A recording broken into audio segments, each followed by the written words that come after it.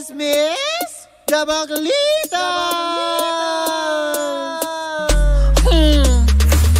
Same, pero iba. Kayo patuloy pa rin pong nakatutok at nakikinig sa number 106.7 Energy FM.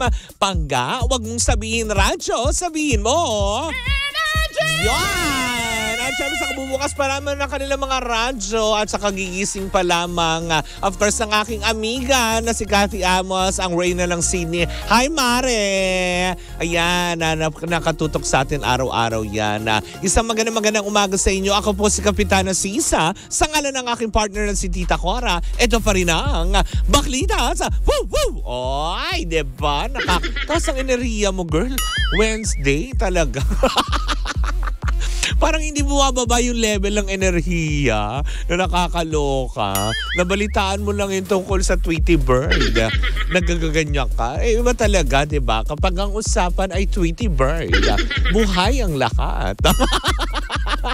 Char. Pero eto na nga, hello pa rin po sa lahat pa rin po ng mga nakatutok sa atin, ng mga bus company. Lalong-lalo na ang G-Liner, of course, ang RRCG.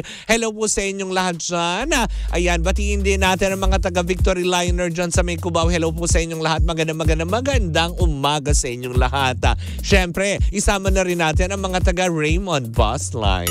Hi! Taray, nawiwili ako ngayon sa malalaking sasakyan. Hello po sa inyo. Siyempre mga taga San Agustin. Hi po sa inyong lahat. Magandang umaga po sa inyong lahat. At welcome sa Chismisan for today. Nako, eto na nga nasagap kong chika. Abakala nyo ba naman, Marce? Diba? Pinagpaplanuhan nga daw ng GMA7 na pagsabungin. Ha? Sino? Si Vice Ganda at si Ann Curtis para sa isang show. Diba? Nakakaloka yan. Plano nga daw na pagsamahin at pagsabungin sa iisang show si Vice Ganda at Ann Curtis sa Family Feud. Diba?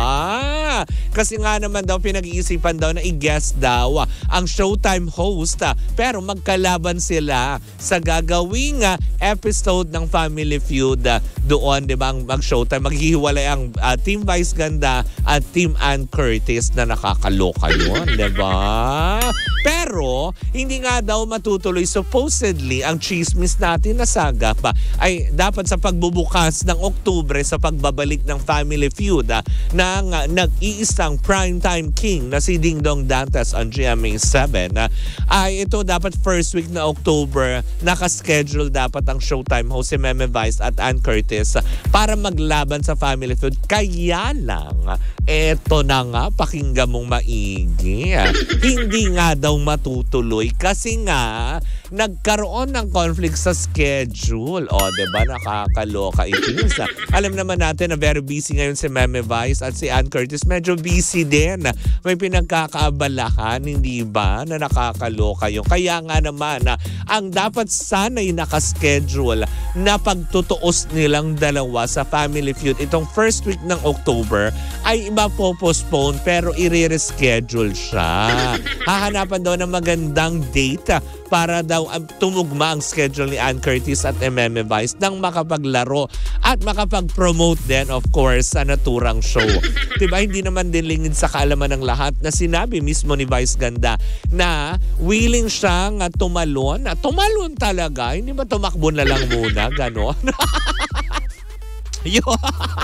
Diba? Na nakakaloka yun na willing siyang mag-promote sa mga shows ng GMA7 kung papahintulutan naman din siya. Kasi nga diba bago sila tuluyang alam mo yun na magtuloy-tuloy ng pagpapalabas sa GTV, diba nasabi din niya na meron siyang isang show na gustong pagpapalabasan as in talagang i-guess siya sana na tipong iniisip ng mga tao siguro pinupuntirin niya is yung show ni Jessica Soho na ang dami alam mo yun, na nagtugma-tugma nun. Kaya lang, diba, hindi nga masyadong natuloy kasi nga inunahan ng intriga, ng mga pakialamera, ng mga intrimitida. Ano pang gusto nyo, diba?